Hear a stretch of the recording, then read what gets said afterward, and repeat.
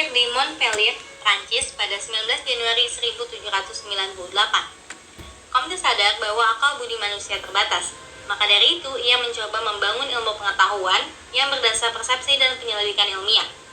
3 hal ini dapat menjadi ciri ilmu pengetahuan seperti apa yang Comte bangun, yaitu 1. Membenarkan dan menerima gejala empiris sebagai kenyataan.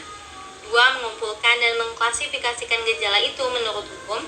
3. Memprediksikan fenomena-fenomena yang akan datang berdasarkan hukum-hukum itu dan mengambil tindakan yang dirasa bermanfaat. Hukum 3 tahap, yaitu teologis, metafisika, dan positif. Teologis adalah tahap manusia masih menjadi objek dalam kehidupan, belum memiliki hasrat untuk mengelola atau belum menjadi subjek. Dalam tahapan ini, manusia memiliki keyakinan fetitisme dan animisme, membentuk pemikiran lalu beranjak ke paham politeisme. Manusia beranggapan bahwa ada roh-roh yang mengatur dalam keseharian aktivitasnya. Metafisika. Tahapan metafisika atau yang disebut Comte tahapan transisi, pada tahap ini manusia memiliki keyakinan monoteisme. Manusia menerangkan kejadian sehari-hari dengan spekulatif, bukan hasil dari analisa empirik. Seperti hari Rabu adalah hari sialku, penyakit AIDS adalah penyakit kutukan. Positif. Menurut Comte, tahapan ini adalah tahapan terakhir dari pemikiran dan perkembangan manusia. Pada tahap ini, gejala-gejala kehidupan yang terjadi dapat dijelaskan dengan akal budi berdasarkan hukum-hukum yang dapat ditinjau dan dibuktikan secara empiris.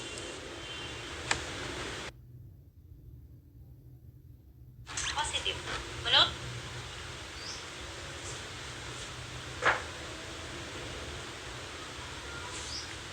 Comte membagi 2 bagian ilmu pengetahuan yang ia kaji, yakni sosial statik dan sosial dinamik. Comte membagi 2 bagian ilmu pengetahuan yang ia kaji, yakni sosial statik dan sosial dinamik. Hal ini untuk memudahkan analitik saja. Walaupun begitu, keduanya merupakan bagian yang integral.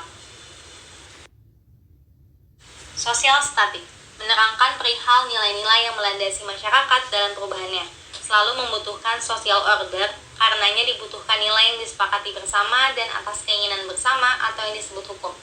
Sosial dinamik mempelajari mengenai perkembangan masyarakat atau gerak sejarah kepada arah kemajuannya.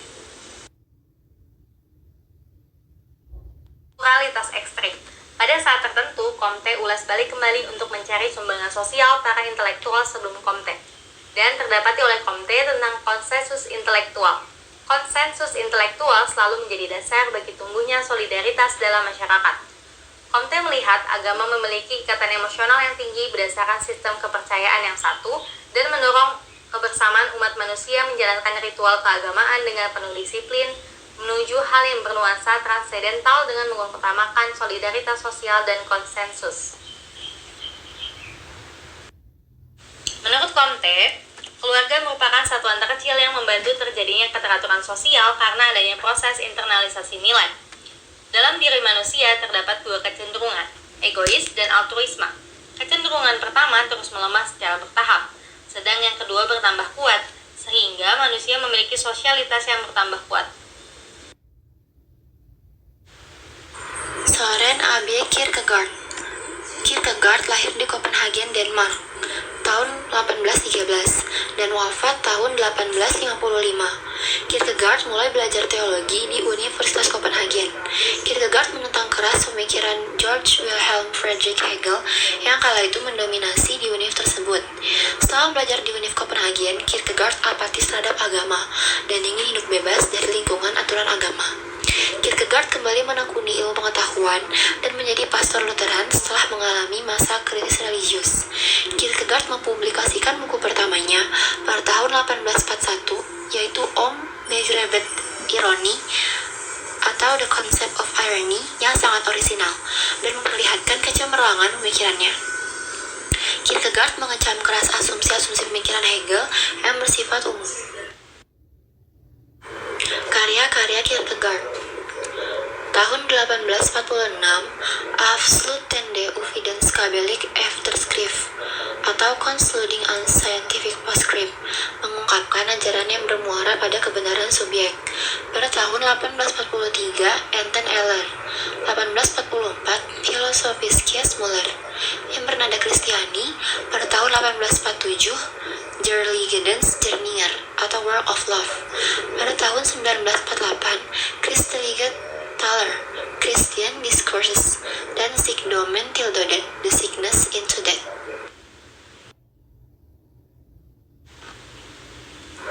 Ide-ide pokok Kierkegaard tentang manusia menekankan posisi penting dalam diri seorang yang bereksistensi, bersama dengan analisisnya tentang segi-segi kesadaran religius, seperti iman, pilihan, keputusasaan, dan ketakutan.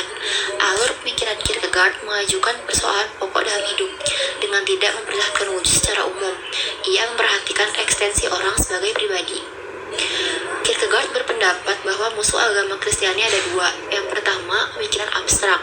Baik bentuk filsafat Descartes atau Hegel akan menghilangkan personalitas manusia dan membawa kepada kedangkalan makna kehidupan. Yang kedua, konveksi, khususnya adat kebiasaan jemaat gereja yang tidak berpikir secara mendalam, tidak menghayati agama, yang akhirnya memiliki agama kosong dan tak mengerti arti menjadi seorang Kristiani. Kierkegaard bertolak belakang dengan Hegel. Hegel mengutamakan ide yang bersifat umum. Menurutnya, manusia tidak pernah hidup sebagai sesuatu aku umum, tetapi aku individual, yang unik dan tak dapat dijabarkan. Ia tidak menyukai usaha untuk menjadikan agama Kristen sebagai agama yang masuk akal dan pembelaan terhadap agama Kristiani dengan alasan objektif. Pandangan tentang eksistensi. Pernyataan dari Kierkegaard bagi manusia yang terpenting dan utama adalah keadaan dirinya atau eksistensi dirinya.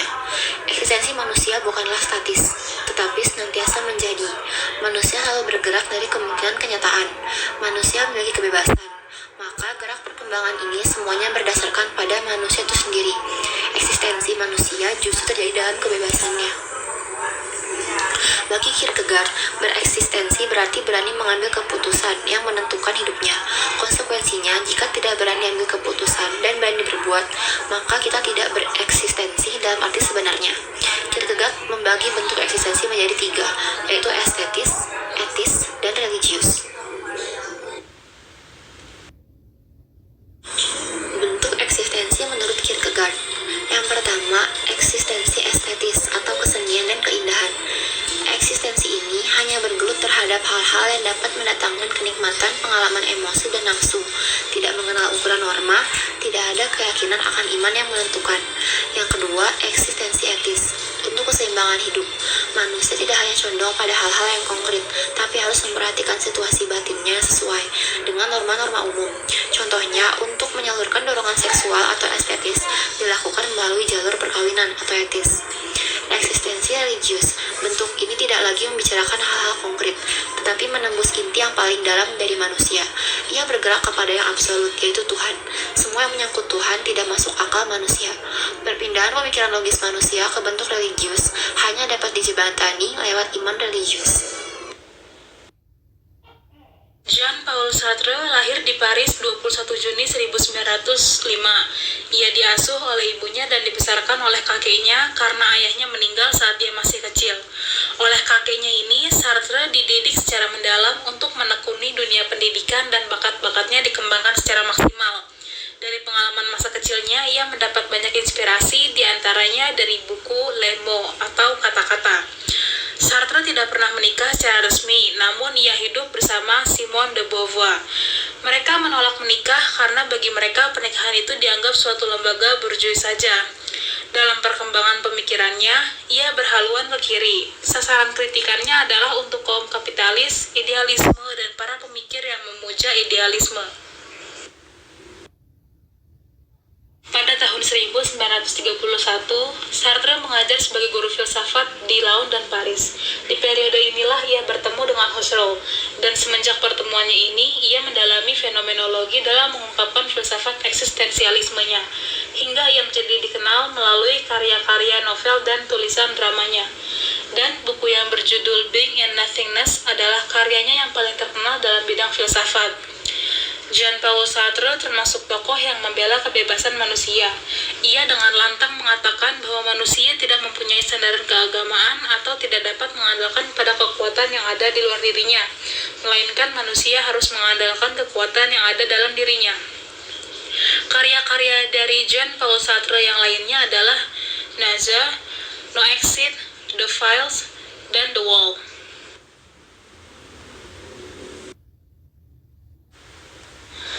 Jean-Paul Sartre juga memiliki dua ide pokok. Yang pertama itu tentang manusia. Manusia pada dasarnya memiliki kemerdekaan untuk membentuk dirinya dengan kemauan dan tindakan. Mungkin kehidupan manusia tidak mengandung arti dan tidak masuk akal. Namun manusia dapat hidup dengan aturan-aturan integritas, keluhuran budi, dan keberanian.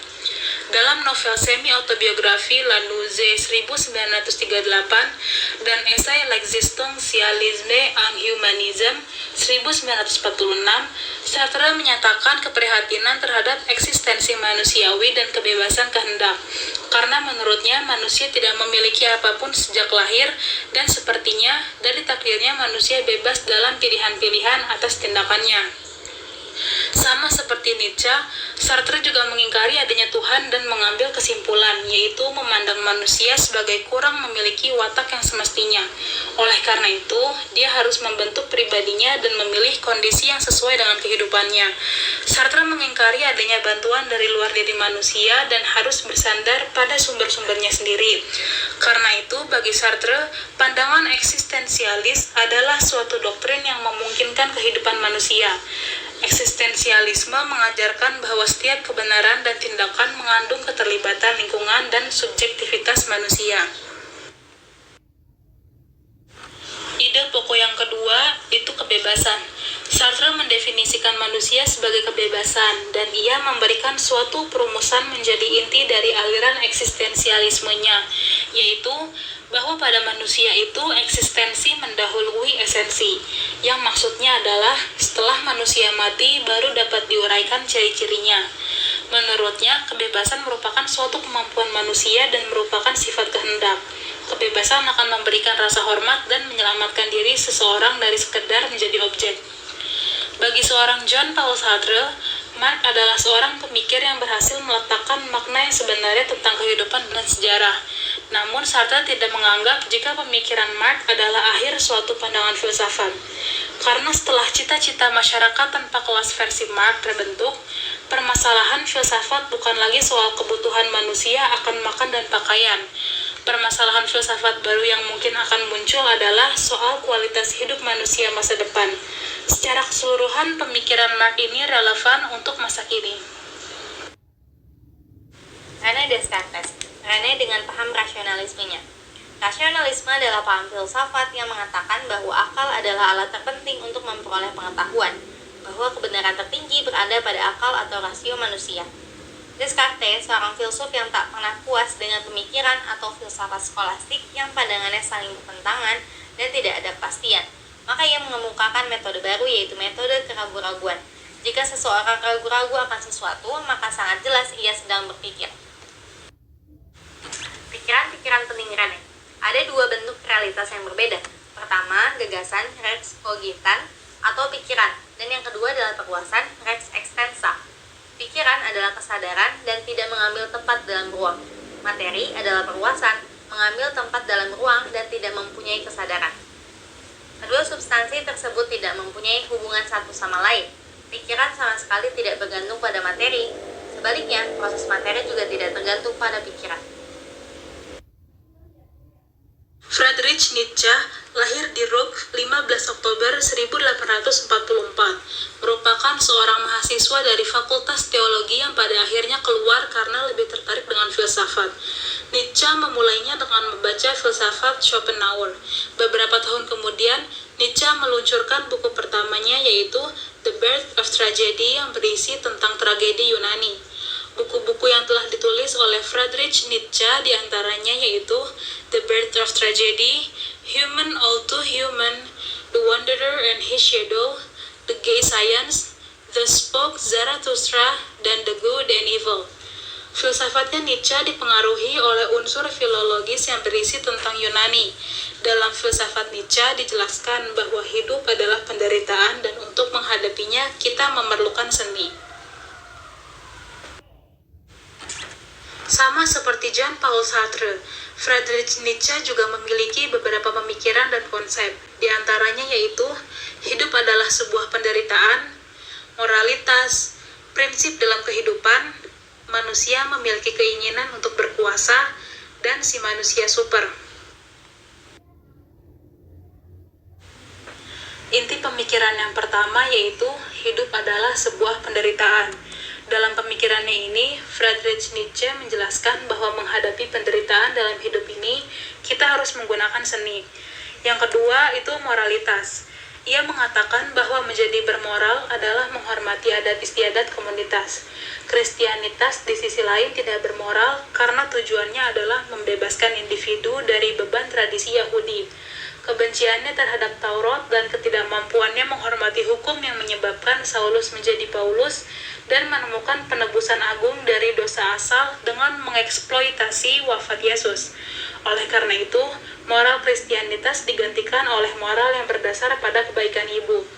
Yang ketiga, ada prinsip dalam kehidupan. Ia menyebutkan bahwa manusia harus membuat hukum untuk diri sendiri dan tidak melawan realitas. Jika manusia melawan realitas, maka hidupnya akan menderita karena terkadang manusia memiliki keinginan yang berlawanan dengan realitas.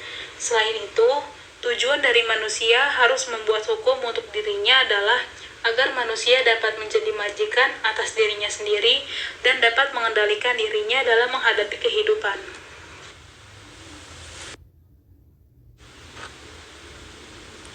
Yang keempat yaitu manusia memiliki keinginan untuk berkuasa. Pemikiran ini muncul dipicu oleh kemunculan teori Darwin yang membenarkan tentang kemenangan kaum kuat atas kaum lemah dalam pertarungan demi eksistensi. Selain keinginan untuk berkuasa, Friedrich Nietzsche juga menyatakan bahwa kelas-kelas sosial dalam masyarakat pada akhirnya akan sejajar, dan menurutnya ini adalah hasil dari nihilisme. Nihilisme itu sendiri adalah keinginan untuk ketiadaan, atau menghapuskan perbedaan antar kelas dan jenis kelamin.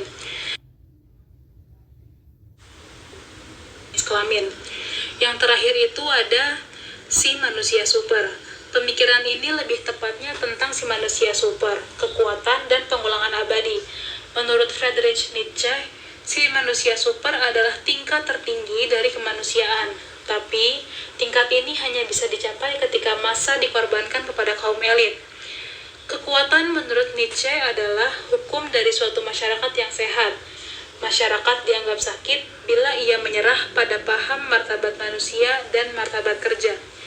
Pengulangan abadi menurut Nietzsche adalah mengenai kehidupan ini yang sebenarnya terus berulang dari masa ke masa. Namun, Nietzsche tidak menjelaskan kembali mengenai pengulangan abadi dalam buku-buku keluaran terbarunya. Selain itu, Nietzsche juga membahas mengenai kekuatan. Kekuatan adalah hal yang dibutuhkan setiap masyarakat untuk tetap bertahan. Orang yang kuat adalah orang yang tidak menyerah pada paham martabat.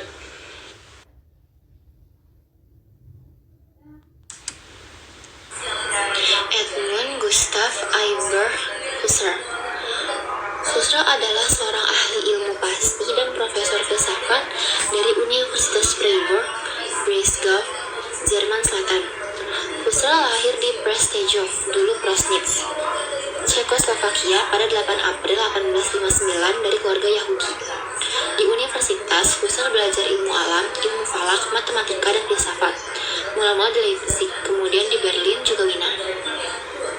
Husserl mengajar di Universitas Halle 1886 sampai 1901, Göttingen sampai 1916, dan di Freiburg. Husserl juga sebagai dosen tamu di Berlin, London, Paris, Amsterdam, dan Prahara. Husserl terkenal dengan metode fenomenologi yang kemudian oleh murid-muridnya dikembangkan lebih lanjut. Husserl meninggal di Freiburg pada tahun 1938. Semua buku dan catatan Husserl dibawa ke Universitas Leuven, Belgia untuk diselamatkan dari kaum Nazi. Teori fenomenologi menurut Husserl.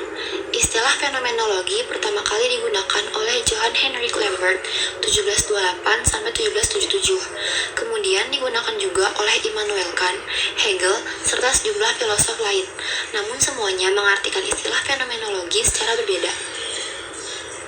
Fenomenologi sebagai suatu gerakan filsafat hingga memperoleh bentuk seperti sekarang ini pertama kali diperkenalkan oleh filsuf Jerman Edmund Gustav Iber Husserl. Husserl memakai istilah fenomenologi secara khusus dengan menunjukkan metode berpikir secara tepat.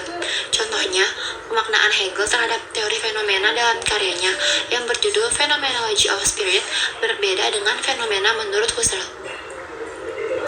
Husserl menolak pandangan Hegel mengenai relativisme fenomena budaya dan sejarah, namun menerima konsep formal fenomenologi Hegel serta menjadikannya prinsip dasar untuk perkembangan semua tipe fenomenologi. Fenomenologi pengalaman adalah apa yang dihasilkan oleh kegiatan dan susunan kesadaran kita.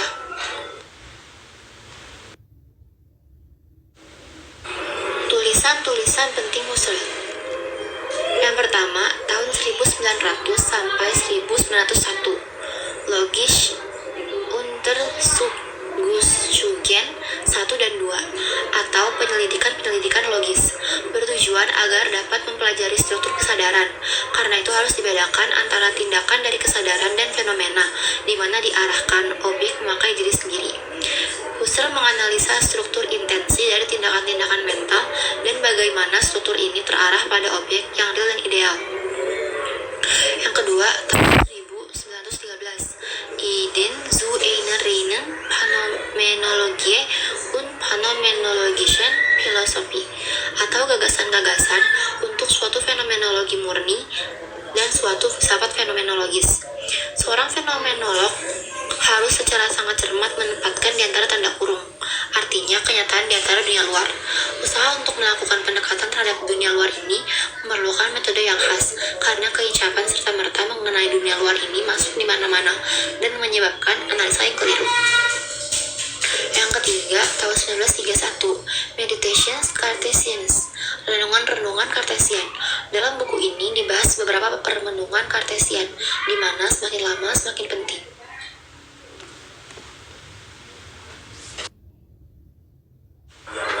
Akar filosofis fenomenologi Husserl ialah dari pemikiran gurunya, Franz Brentano. Dari Brentano lah Husserl mengambil konsep filsafat sebagai ilmu yang rigoris, sikap pikiran di mana dalam pertentangan pendapat mengenai boleh tidaknya suatu tindakan, sebagaimana juga bahwa filsafat terdiri atas deskripsi dan bukan penjelasan kausal. Sebelum tahun 1908, Husserl dan gurunya mengartikan fenomenologi sebagai fenomenologi psikologis, yaitu psikologi deskriptif, psikologi yang hanya mencatat apa yang dilihat, tanpa mencari keterangan-keterangan mengenai sebab gejala-gejala. Husserl berkata bahwa kita perlu kembali ke benda-benda sendiri, zu den Sachen selbst. Objek-objek harus diberi kesempatan untuk berbicara. Deskripsi fenomenologis tidak dimaksudkan untuk menggantikan keterangan ilmiah, melainkan baru sebagai persiapan untuk keterangan ilmiah. Setelah tahun 1908, fenomenologi Husserl menjadi fenomenologi transendental. Husserl berpendapat dalam periode ini bahwa kesadaran bukan bagian dari kenyataan, melainkan asal dari kenyataan. Husserl menolak kesadaran bipolaritas atau kesadaran dan alam, subjek dan objek. Artinya, kesadaran tidak menemukan objek-objek. Objek-objek diciptakan oleh kesadaran. Dengan pendapat ini, Husserl dekat dengan idealisme. Pikiran-pikiran pokok Husserl. 1. Fenomenologi. Fenomena secara etimologis adalah fenomena dan logos. Logos yang berarti ilmu pengetahuan dan fenomena yang berasal dari bahasa Yunani phainestai yang berarti tampak atau terlihat. Secara harfiah, fenomena adalah gejala atau sesuatu yang menampakkan. Fenomena dipandang dari dua sudut, yaitu selalu menunjuk keluar atau berhubungan dengan realitas di luar pikiran, dan fenomena selalu berada dalam kesadaran kita. Maka dalam madang fenomena harus melihat penyaringan, sehingga mendapatkan kesadaran yang murni. Fenomenologi adalah ilmu tentang esensi-esensi kesadaran dan esensi ideal dari objek-objek sebagai koordinat kesadaran. Husserl mengajukan satu prosedur yang dinamakan epoch, penundaan semua asumsi tentang kenyataan demi memunculkan esensi. Tujuan epoch adalah mengembalikan sikap kita kepada dunia, yakni sikap yang menghayati, bukan memikirkan benda-benda. Fenomenologi adalah disiplin ilmu yang sungguh revolusioner dan berpengaruh. Sebagai corak berfilsafat, fenomenologi sangat orisinil. Pola berfilsafat yang tidak lagi mencari esensi di balik penampakan, melainkan berkonsentrasi penuh pada penampakan itu sendiri. Fenomenologi menyapu bersih segala asumsi yang cenderung mengotori kemurnian pengalaman manusia. Pengaruh fenomenologi sangat luas. Hampir semua disiplin ilmu mendapatkan inspirasi dari fenomenologi, antara lain psikologi, sosiologi, antropologi, sampai arsitektur. Semuanya memperoleh napas baru dengan munculnya fenomenologi. Fenomenologi juga menghasilkan varian dalam fenomenologi itu sendiri. Sebut saja filsuf macam Heidegger dan Merleau-Ponty. Mereka mengembangkan fenomenologinya sendiri yang berbeda dengan fenomenologi Husserl. Heidegger dengan fenomenologi eksistensial, sedangkan Ponty dengan fenomenologi persepsi. Sebagai disiplin, fenomenologi sudah menampakkan dirinya kuat-kuat dalam arus besar pemikiran kontemporer. Masa depannya sangat bergantung pada seberapa jauh pengetahuan kita untuk mendalami dan mengembangkannya. Pikiran-pikiran pokok Husserl yang kedua yaitu intensionalitas. Salah satu hal yang muncul sebagai hasil fenomenologi Husserl ialah perhatian baru untuk intensionalitas kesadaran. Kesadaran kita tidak dapat dibayangkan tanpa sesuatu yang sadari. Supaya ada kesadaran memang diandaikan 3 hal, yaitu bahwa ada suatu subjek yang terbuka untuk objek-objek yang ada. Fakta bahwa kesadaran selalu terarah kepada objek-objek disebut intensionalitas, dari kata intendere yang berarti menuju ke. Kesadaran itu selalu tindakan, artinya terdapat interaksi antara tindakan kesadaran dengan objek kesadaran. Namun, interaksi ini tidak boleh dianggap sebagai kerjasama antara dua unsur yang sama penting, karena akhirnya hanya ada kesadaran. Objek yang disadari itu hanyalah suatu ciptaan kesadaran. Pengalaman subjek harus selalu dipandang sebagai pengalaman yang terlibat secara aktif dengan dunia. Kesadaran tidak tertutup dari dunia, tetapi selalu menuju, mengarah, dan membuka pada dunia. Pengalaman bukan sebuah celah yang mana dunia hadir terpisah darinya. Pengalaman adalah pagelaran di mana wujud yang dialami ada di sana, sebagaimana adanya dengan seluruh muatannya, dan modus berada di mana pengalaman sendiri, lewat intensionalitas yang melekatkannya. 3 jenis reduksi. Supaya dengan intuisi kita dapat menangkap hakikat objek-objek, maka dibutuhkan 3 reduksi. Reduksi-reduksi ini menyingkirkan semua hal yang mengganggu bila kita ingin mencapai wesenschau atau ideasi. Reduksi pertama menyingkirkan segala sesuatu yang subjektif.